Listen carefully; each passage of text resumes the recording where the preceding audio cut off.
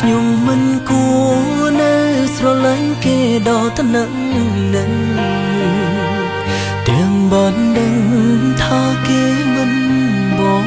ក្រៅខ្ញុំខូចចិត្តគ្មានបានអ្វីមកវិញឡើយមានតែធ្វើឲ្យខ្លួនឯងឈឺរាល់ថ្ងៃធ្វើម្ដេចបើខ្ញុំនៅនឹងគេខ្លាំងយ៉ាងនេះទុំឃើញច្បាស់ថាគេនោះមានថ្មីតែបេះដូងមួយនេះកាត់មិនដាច់ពីថ្លៃទុំភៀងក្តីអូនប្រគល់ឲ្យគេអង្ហើយ